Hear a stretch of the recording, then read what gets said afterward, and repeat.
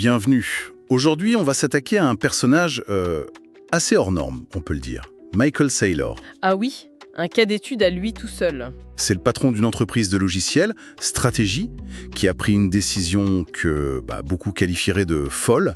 C'est le moins qu'on puisse dire. Il a misé tout l'avenir de sa boîte, et on parle de milliards là, sur un seul et unique actif. Invitation officielle au soutien de CedroSage Ltd. Notre mission est claire, rendre la technologie accessible à tous, former une nouvelle génération d'entrepreneurs et bâtir un écosystème numérique solide au Gabon et en Afrique.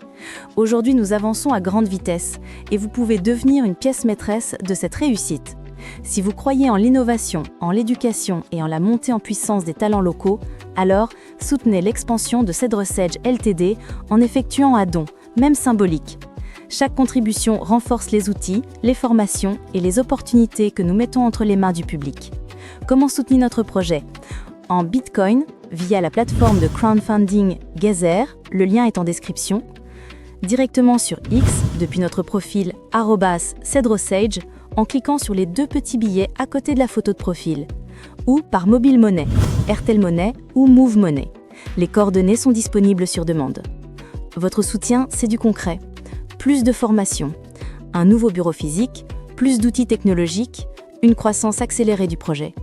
Ne regardez pas l'avenir se construire, aidez-nous à le créer. Merci pour votre confiance et votre engagement à nos côtés. L'équipe CedroSage Ltd. L'innovation est notre héritage, l'audace notre moteur. Et attention, quand on dit miser, le mot est faible, on ne parle pas d'un petit placement de trésorerie. Non. Strategy a accumulé plus de 60 milliards de dollars de Bitcoin. C'est une véritable montagne d'or numérique. Et tout ça financé par des montages financiers d'une complexité assez folle. Tellement que son action en bourse, MSTR, est devenue pour beaucoup d'investisseurs une façon un peu détournée d'investir dans le Bitcoin. Exactement. Et le résultat est juste spectaculaire. À un moment, l'action a grimpé de plus de 600% en un an. C'est bien plus que le Bitcoin lui-même, hein. Voilà. Et c'est ce paradoxe qu'on veut creuser aujourd'hui. Notre mission, si on l'accepte, c'est de décortiquer la stratégie Saylor. C'est ça. Comprendre ce qu'il fait, pourquoi il le fait, et ce que le reste du monde en pense. On a épluché ses discours, des analyses financières, des papiers de recherche, et même... les débats survoltés sur les forums en ligne. Il y a de quoi faire. On va essayer de comprendre le visionnaire, l'ingénieur financier, mais aussi les critiques qui crient au loup. Oui, parce que c'est un sujet qui divise énormément. Il y a vraiment deux camps. On va donc essayer de présenter les arguments de chacun, sans prendre parti, pour qu'on puisse y voir plus clair. Parfait. Alors, pour comprendre le personnage, je pense qu'il faut commencer par sa vision. Tout à fait. Dans ses conférences, il répète sans cesse le même message. C'est presque un mantra. Pour lui, le Bitcoin, ce n'est pas juste une crypto-monnaie. Non, c'est bien plus.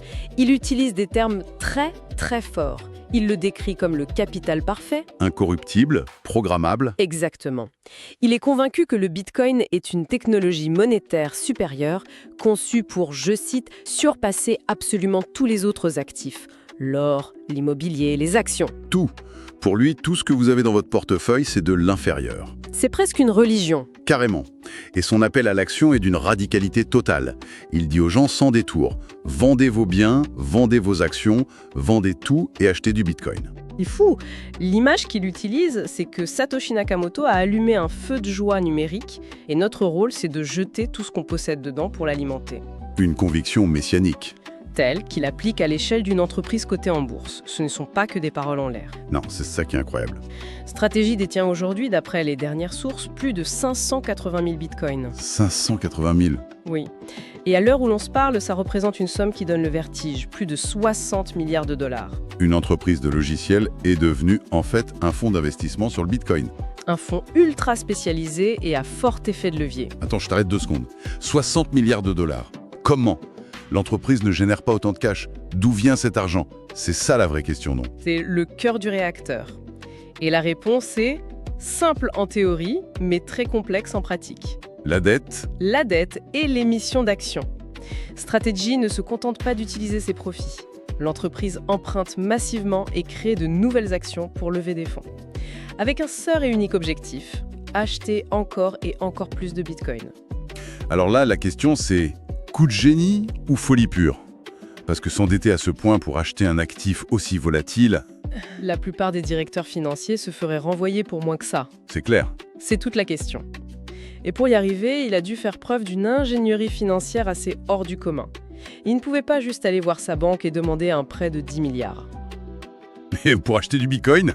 Non. Non. Donc il a créé ses propres instruments financiers, sur mesure. Il a commencé avec des obligations convertibles, un outil assez classique en fait. Oui, ça permet d'emprunter à bateau. C'est ça, en offrant aux prêteurs la possibilité de convertir leurs dettes en actions si le cours s'envole. C'est un pari sur la hausse. D'accord, ça c'est la base. Mais j'ai lu qu'il avait créé toute une série d'autres produits avec des noms assez imagés. Absolument. Et c'est là que ça devient fascinant. Il a créé toute une gamme de produits. Un peu comme les étages d'une fusée, je disais. C'est une bonne image. Il y a des produits pour les investisseurs plus prudents, qui offrent un rendement plus modeste, mais avec un filet de sécurité. Et puis, il y a des étages plus risqués, pour ceux qui aiment le frisson. Qui promettent des rendements à 2 chiffres. Exactement, mais avec une priorité de remboursement plus faible en cas de problème. Il a appelé ça le strike, le stride, le strife. Il a donc créé un menu à la carte pour les investisseurs en fonction de leur appétit pour le risque. Tout à fait. Et tout l'argent récolté, peu importe l'étage de la fusée, partait directement dans l'achat de Bitcoin. Toujours le même objectif. Toujours. Mais le produit le plus révolutionnaire, c'est le dernier. Celui qu'il a appelé le stretch. Le stretch, oui. Là, l'idée, c'était de créer un produit qui se comporterait presque comme un compte d'épargne à haut rendement ou un stablecoin. C'est-à-dire un cryptoactif dont la valeur reste stable. Voilà. Son stretch est conçu pour rester à une valeur de 100 $, tout en offrant un rendement d'environ 10%, et le tout est garanti par le trésor de guerre en Bitcoin de l'entreprise. Et c'est là qu'intervient cette anecdote un peu folle sur l'intelligence artificielle. Il raconte l'avoir utilisée pour concevoir ce produit. Oui. C'est pas un peu du marketing, ça? Un samedi après-midi, il résout un problème que des armées de banquiers n'arrivaient pas à régler. Que l'histoire soit un peu enjolivée ou non, le résultat est là. Et ça nous amène au point le plus important. Ah. Au-delà de l'anecdote, il faut comprendre la portée de ce qu'il fait. En créant ses produits, Saylor ne fait pas que parier sur le Bitcoin. Il est en train de construire, brique par brique, les fondations d'un marché obligataire parallèle. Attends, donc il n'achète pas juste du Bitcoin, il essaie de réinventer la finance depuis son bureau. C'est exactement ça.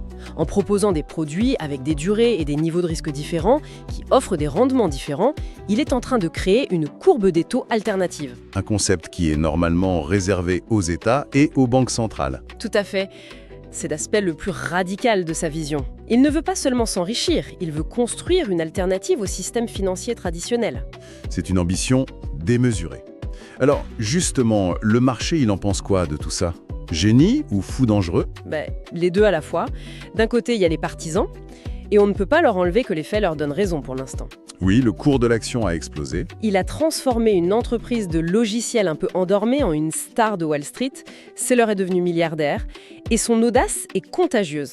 Ah oui? Une source cite l'exemple de Metaplanet au Japon, une entreprise qui a copié sa stratégie à la lettre. Et le résultat? L'action s'est envolée de 4800% en un an. C'est fou. Et même les grands acteurs de la finance traditionnelle commencent à suivre, d'une certaine manière. On voit des géants comme BlackRock lancer des ETF Bitcoin. Oui, et c'est un point crucial. L'arrivée de ces ETF a attiré des milliards de dollars et a légitimé le Bitcoin aux yeux des investisseurs institutionnels, ce qui, par ricochet, valide la stratégie de Saylor. Mais même la science semble lui donner raison. Effectivement, une étude universitaire publiée sur la plateforme Arix a analysé la relation entre l'action MSTR et le Bitcoin. Et qu'est-ce qu'elle dit? Le résultat est sans appel. Le marché perçoit l'action comme un pari à effet de levier sur le Bitcoin. Les chercheurs ont calculé ce qu'on appelle un bêta de 1,37. Ce qui veut dire, en français simple, Que lorsque le Bitcoin bouge de 1%, l'action de stratégie bouge en moyenne de 1,37% dans la même direction. donc en gros, l'action MSTR, c'est du Bitcoin sous stéroïdes. C'est exactement l'idée. Et l'étude montre très clairement que c'est le Bitcoin qui dicte le prix de l'action et jamais l'inverse. Le marché ne s'intéresse plus du tout à son activité de vente de logiciels. D'accord, ça c'est le côté ensoleillé de la rue. Mais de l'autre côté, ça doit tirer à boulet rouge, non? Oh que oui, les critiques sont féroces. Quelle est l'accusation principale? La plus grave et la plus répandue qu'on retrouve partout sur des forums comme Reddit, c'est celle de système de Ponzi. Certains parlent même du Saylor Scheme. Ah oui, carrément. L'argument, c'est que tout son modèle ne peut fonctionner que s'il y a un afflux constant de nouveaux acheteurs, de Bitcoin et d'actions MSTR, pour maintenir les prix artificiellement élevés. C'est une critique classique dans l'univers crypto. Ça ne marche que tant que de nouveaux entrants alimentent la machine. Exactement. Les critiques disent qu'il est piégé. Pour que sa stratégie fonctionne, il a besoin que le prix monte, toujours. Et pour ça, il doit convaincre toujours plus de monde d'acheter. On se moque aussi de ses conseils parfois. Oui, jugé irresponsable, comme quand il suggère aux gens d'hypothéquer leur maison pour acheter du Bitcoin. Et puis il y a une critique plus technique, mais peut-être encore plus redoutable, qui vient d'investisseurs comme Peter Schiff. Le problème de la liquidité, C'est ça. c'est un point absolument crucial. Schiff pose une question très simple. Le jour où Saylor voudra ou devra vendre ses 60 milliards de dollars de Bitcoin, le pourra-t-il vraiment ? Est-ce qu'il y aura assez d'acheteurs en face ? Voilà. Assez pour absorber une telle quantité sans que le marché ne s'effondre complètement. Par comparaison, le marché de l'or est beaucoup plus vaste, beaucoup plus profond. Donc pour les critiques, sa fortune est purement théorique. Elle n'existe que sur le papier, car il serait impossible de la convertir en argent réel sans tout détruire. Vertigineux, s'il essaie de la toucher, tout s'effondre. C'est l'argument. Toute sa stratégie repose sur l'idée de garder le Bitcoin sur le très long terme, le fameux hodl. Mais est-ce que ça suffit ? Un actif qui ne sert qu'à être gardé, est-ce que ça a vraiment de la valeur à long terme ? C'est l'autre grand débat. Et nos sources présentent une autre école de pensée. Une vision alternative ou complémentaire. Laquelle ? Pour que le Bitcoin réussisse vraiment et justifie des valorisations encore plus folles, il doit être plus que de l'or numérique. Il doit être utile. Il doit servir à quelque chose au quotidien. Et c'est là qu'interviennent des projets comme Bitcoin Hyper. Précisément. Bitcoin Hyper, c'est une solution dite de couche 2. Il faut imaginer le réseau Bitcoin principal comme une autoroute, très sécurisée mais un peu lente. Parfaite pour les gros virements. Exactement. Une couche 2, c'est un réseau de routes secondaires express construit au-dessus. Ça permet de faire des millions de petites transactions, comme payer son café, De manière quasi instantanée et pour des frais infimes. tout en bénéficiant de la sécurité du réseau principal. C'est ça l'idée. Le but est donc de passer de la conservation passive Le HODL de Saylor, oui. à une utilisation active, concrète. Voilà. Créer une demande organique pour le Bitcoin basée sur son utilité en tant que moyen de paiement, et non plus seulement sur la spéculation. Et pour les partisans de cette approche, c'est ça la clé. C'est la seule véritable clé pour que le Bitcoin atteigne les valorisations stratosphériques que certains prédisent, comme les 240 000 $ projetés par JP Morgan. Pour eux, un actif qui est à la fois une réserve de valeur et un moyen d'échange efficace est bien plus précieux qu'un simple lingot numérique. On a donc une vraie tension. D'un côté, le camp c'est l'or. Le Bitcoin est de l'or numérique, un actif parfait qu'il faut accumuler. Et de l'autre, le camp de l'utilité, le Bitcoin ne survivra que s'il devient un outil utilisé par des millions de personnes chaque jour. C'est la grande question. C'est la grande question qui va déterminer l'avenir de cet écosystème. Les deux visions ne sont pas forcément incompatibles, mais elles tirent le développement dans des directions différentes. Alors au final, que retenir de tout ça ? On a d'un côté le portrait d'un visionnaire qui bâtit un nouveau système financier, Sur les ruines de l'ancien, et de l'autre, l'image d'un architecte génial, mais peut-être imprudent, qui construit un château de cartes colossal. c'est ça, dont le succès dépend de sa capacité à convaincre le monde de sa solidité. Qu'est-ce que les sources nous montrent en synthèse ? Elle nous montre que la stratégie de Saylor est un objet à plusieurs facettes. C'est à la fois une gestion de trésorerie d'entreprise radicalement nouvelle, un investissement à effet de levier sur un actif incroyablement volatile et une tentative de créer de A à Z une nouvelle classe de produits financiers. Le résultat final ? Qu'il s'agisse d'un triomphe historique ou d'un échec spectaculaire, est maintenant complètement lié à l'avenir du Bitcoin lui-même. Il a scellé son destin à celui de la première des crypto-monnaies. Et pour finir, une dernière pensée à méditer. Saylor se vante d'avoir utilisé l'intelligence artificielle pour concevoir ses produits. Oui, La vraie question, ce n'est peut-être pas seulement de savoir si son pari sur le Bitcoin sera gagnant, mais plutôt de voir comment ces nouvelles technologies, de la blockchain à l'IA, permettent à des individus de créer, seuls, des systèmes financiers entiers qui concurrencent ceux des États. pour le meilleur et pour le pire. Que se passera-t-il le jour où n'importe qui, avec une bonne idée et une IA, pourra concevoir sa propre monnaie ou sa propre obligation depuis son ordinateur portable ? C'est peut-être ça la véritable révolution silencieuse que des gens comme Saylor ont initiée.